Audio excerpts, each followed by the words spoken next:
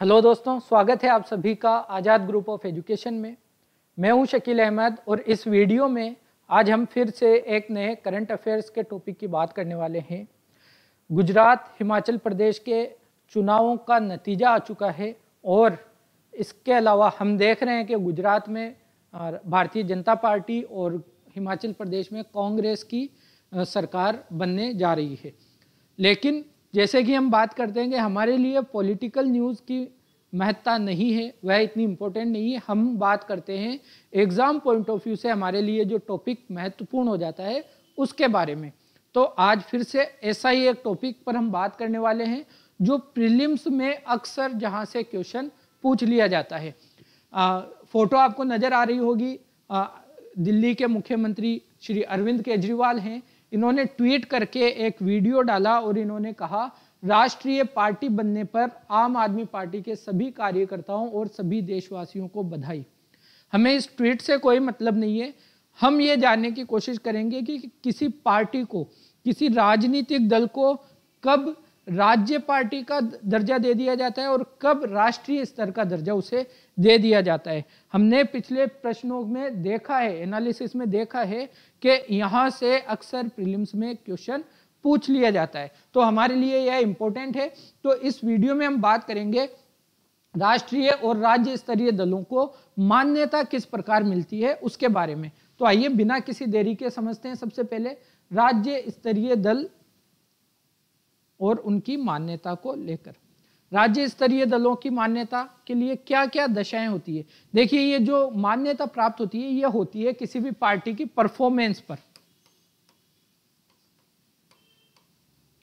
Performance, और कब चुनावों में उसकी कैसी परफॉर्मेंस रहती है। क्या ऐसा कोई प्रावधान संविधान में है? जी नहीं, ये जो मान्यता देता है हमारा कौन देता है? निर्वाचन आयोग। इससे पहले बात करें, जो आम आदमी पार्टी है, आपकी जो पार्टी है वह किस तरह से, उसने कौन सी कंडीशंस उसने पूरी की जो उसको राज्य स्तरीय पार्टी का, राष्ट्रीय स्तरीय पार्टी का दर्जा दे दिया गया। तो उसने एक, यहां पर आपको पहली कंडीशन नजर आएगी, यदि किसी दल ने राज्य की विधानसभा के आम चुनाव में उस राज्य से वे कुल वैध मतों का 6% प्राप्त किया हो। अगर कोई पार्टी राज्य विधानसभा के चुनावों में जो भी कुल वैध मत पड़े हैं उनका कम से कम 6% प्राप्त करे और इन 6% वोटों के साथ में कम से कम 2 सीटें प्राप्त करे विधानसभा के अंदर, तो ये जो पहली कंडीशन है यह फुलफिल करती है आम आदमी पार्टी। और एक और कंडीशन है राष्ट्रीय स्तर का दल बनने के लिए कि कोई भी दल कम से कम 4 राज्यों में राज्य स्तरीय दल हो।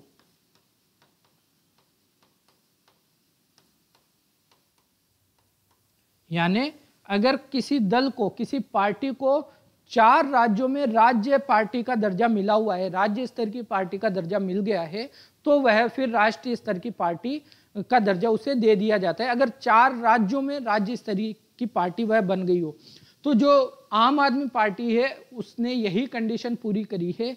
इससे पहले आपको पता है दिल्ली और पंजाब में उसकी सरकार है, तो वहां पर वह राज्य स्तरीय पार्टी है ही है।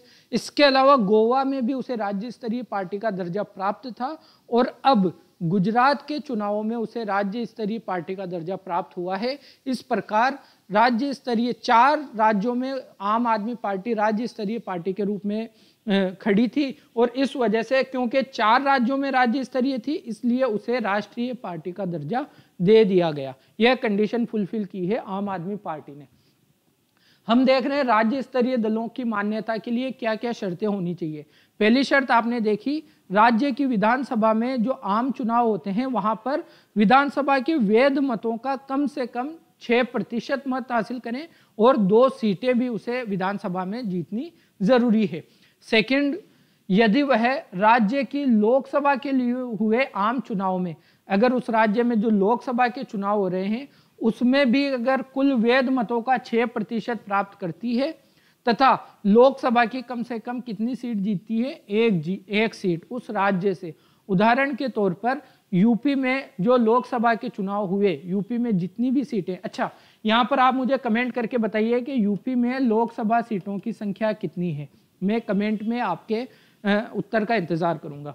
तो जैसे यूपी में चुनाव हुए और यूपी के कुल मतों का 6% अगर किसी पार्टी ने प्राप्त कर लिया और यूपी में एक सीट कम से कम उसने लोकसभा की जीत ली, तो भी उसे राज्य स्तरीय दल का दर्जा दे दिया जाता है। यदि उस दल ने राज्य की विधानसभा में कुल स्थानों का 3% या 3 सीटें जो भी ज्यादा हो प्राप्त किए हैं, यदि कोई दल राज्य विधानसभा के चुनावों में कुल मतों का, कुल स्थानों का, जितनी सीटें हैं विधानसभा में उनका 3% हासिल करता है या 3 सीटें जो भी ज्यादा होगा, अगर 3% ज्यादा होगा तो 3% को मान्यता दी जाएगी और अगर 3 सीटें ज्यादा होगी तो 3 सीटों को मान्यता दी जाएगी। अगर यह कंडीशन फुलफिल हो जाती है तो भी उसे राज्य स्तर के दर्जा, राज्य स्तरीय राजनीतिक दल का दर्जा दे दिया जाता है। आगे 2 कंडीशंस और हैं इसकी।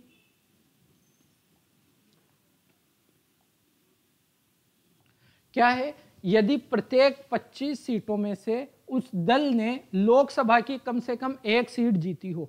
अगर हम लोकसभा की सीटों को बांटें तो प्रत्येक 25 सीट में से कम 1 सीट जीती हो और या लोकसभा के चुनाव में उस संबंधित राज्य में उसे विभाजन से कम इतनी सीटें प्राप्त हुई हो, तो 25 में से कम 1 सीट उसे लोकसभा में प्राप्त हुई हो किसी राज्य में, तो भी उसको राज्य स्तरीय दल का दर्जा दे दिया जाएगा। यदि यह राज्य में लोकसभा के लिए हुए आम चुनावों में अथवा विधानसभा चुनावों में कुल वैध मतों का 8% प्राप्त कर लेता है। इससे पहले की कंडीशन में हम देख रहे थे कि कुछ प्रतिशत भी करना था, कुछ सीटें भी प्राप्त करनी थी।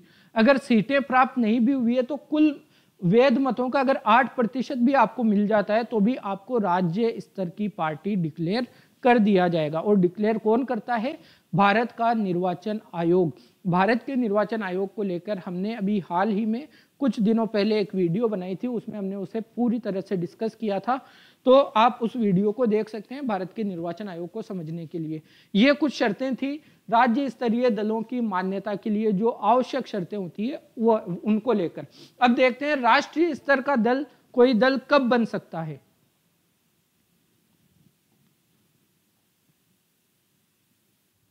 कोई दल राष्ट्रीय दलों के रूप में मान्यता प्राप्त करने के लिए उसे किन शर्तों को पूरा करना आवश्यक है?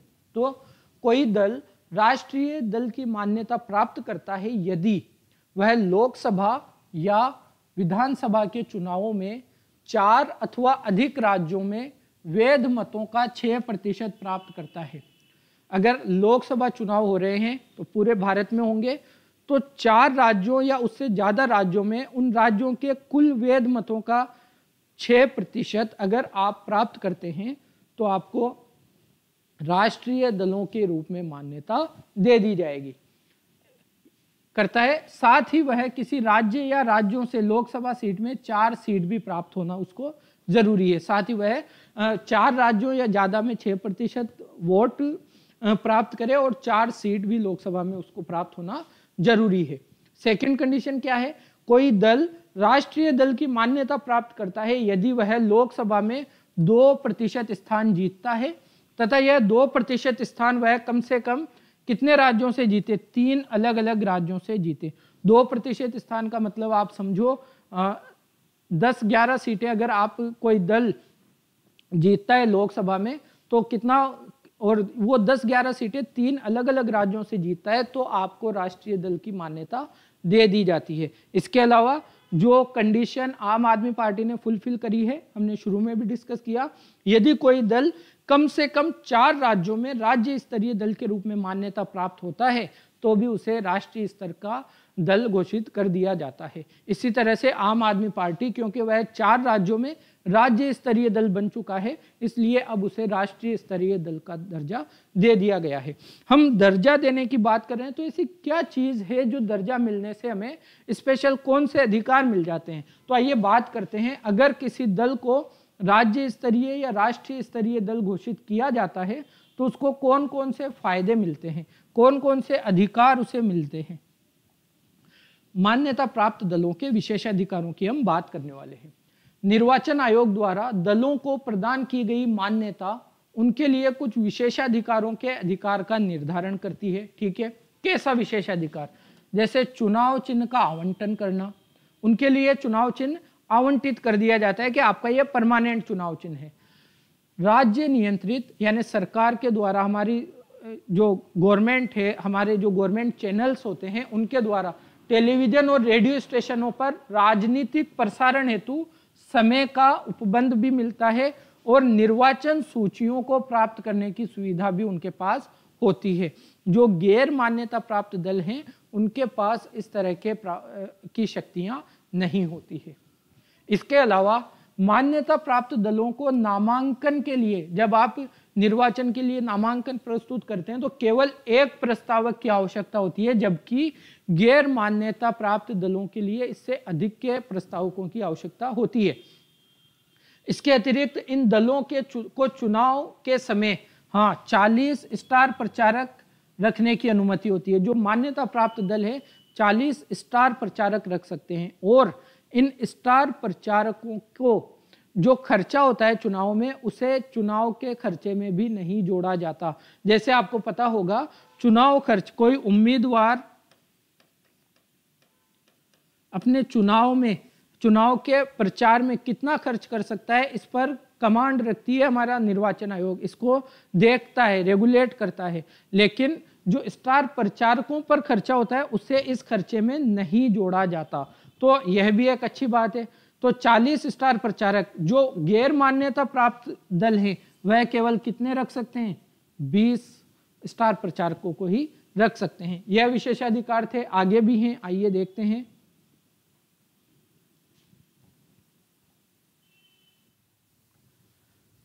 प्रत्येक राष्ट्रीय दल को एक चुनाव चिन्ह प्रदान किया जाता है। हमने बात की जो संपूर्ण देश में केवल विशिष्टतः उसी के लिए आरक्षित होता है, उनको एक ऐसा चुनाव चिन्ह दे दिया जाता है जो सिर्फ उन्हीं का होता है, पूरे देश में उन्हीं का चुनाव चिन्ह वो होता है। इसी प्रकार प्रत्येक राज्य स्तरीय दल को एक चुनाव चिन्ह प्रदान कर दिया जाता है जो पूरे राज्य में उसके लिए मान्य रहता है। ठीक है।